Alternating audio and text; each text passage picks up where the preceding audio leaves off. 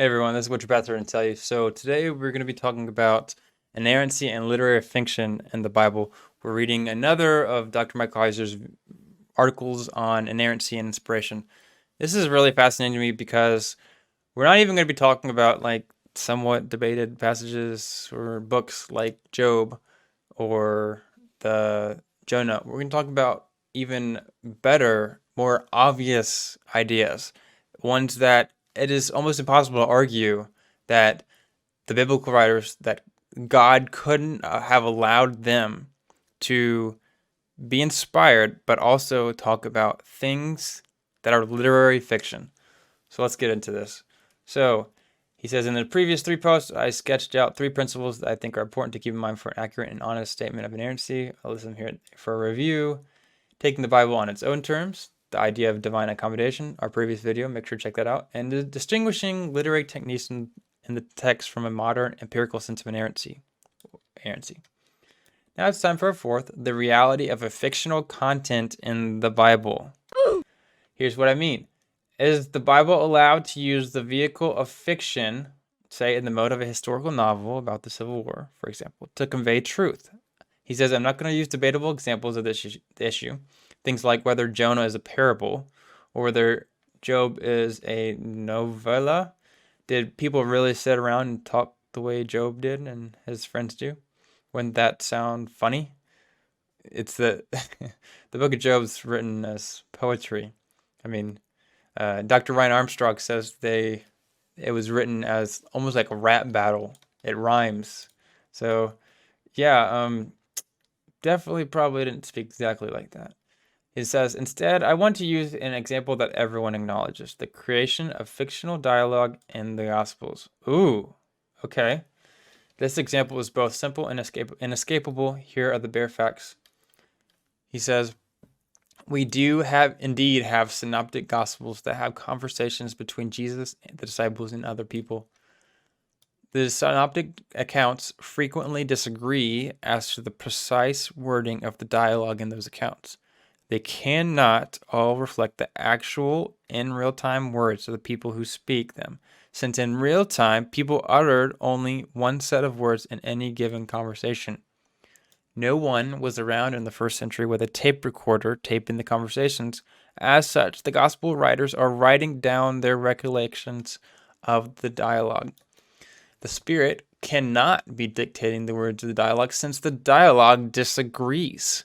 Aside from the fact that we'd have a schizophrenic spirit if we insisted on the Spirit being the originator of divergent utterances and dialogue.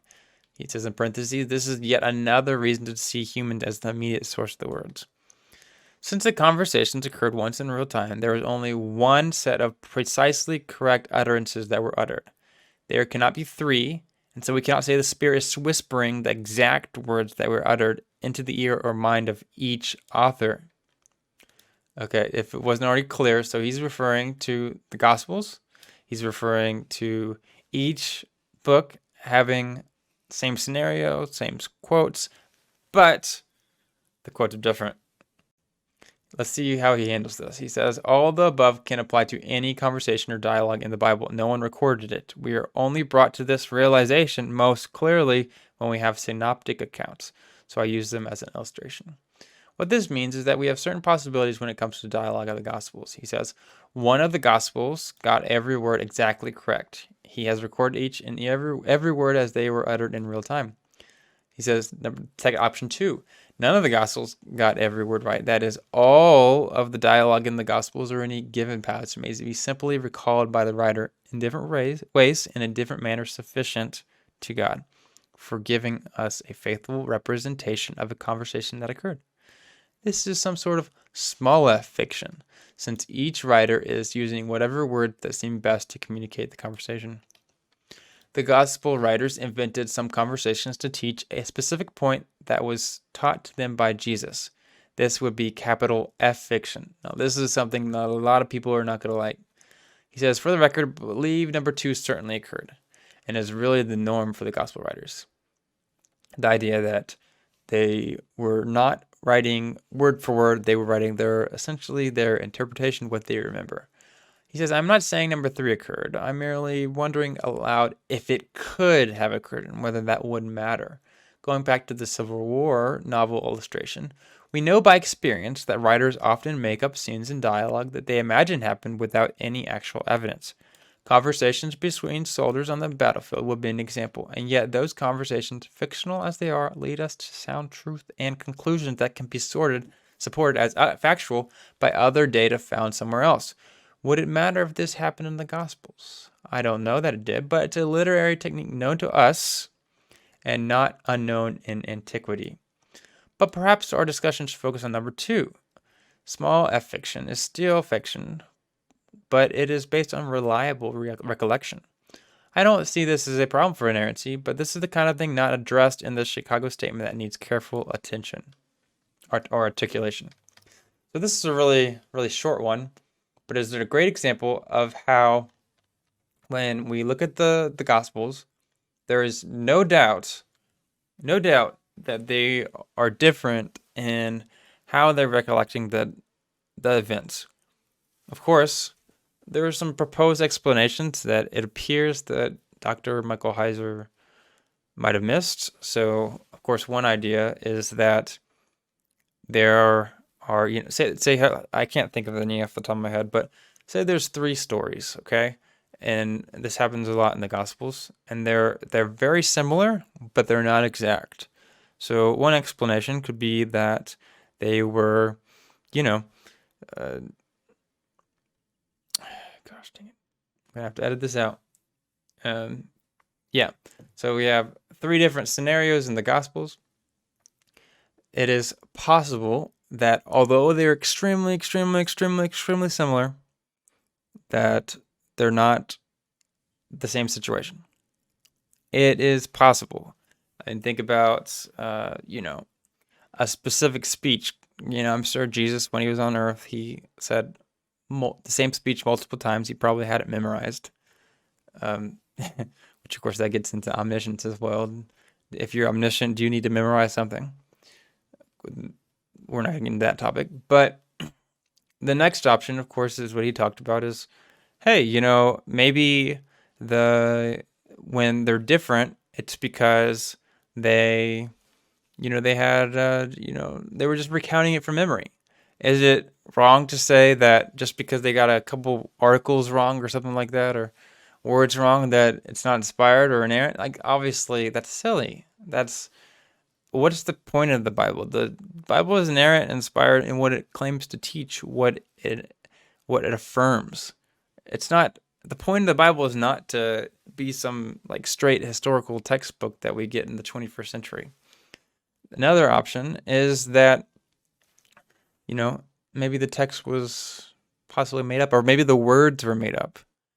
He says in choice 3 that the it could be, referring to a previous, time that they remember, or a point Jesus was making, but applied to a different scenario.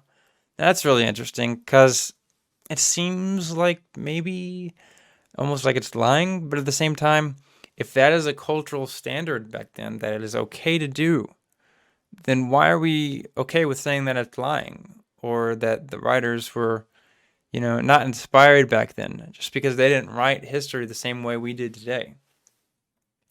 Another option, I think I want to get your thoughts on, is the idea of, what if the text is inspired, but the stories are made up? Like, maybe they're just symbolic. Some of them, not all of them. Obviously, a lot of them are historical. But what if just like 1 or 2 are symbolic? What if the writer of Matthew is trying to make a point about how Jesus is, he's of the line of David, a really important thing that he mentions all around the book of Matthew. But what if we say that it was, some of the stuff he added there weren't true? Does that mean that the writer was trying to claim that it was a historical text, that it was saying, hey, this part of the text is in error, but I'm going to make it up just to make a point?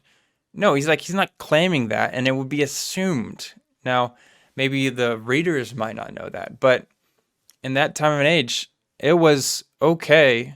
It was morally and ethically okay, and part of just literary tradition, I guess, to write in a way in which might embellish things or add in a couple extra details that didn't actually exist. I mean, that was okay to their ideas.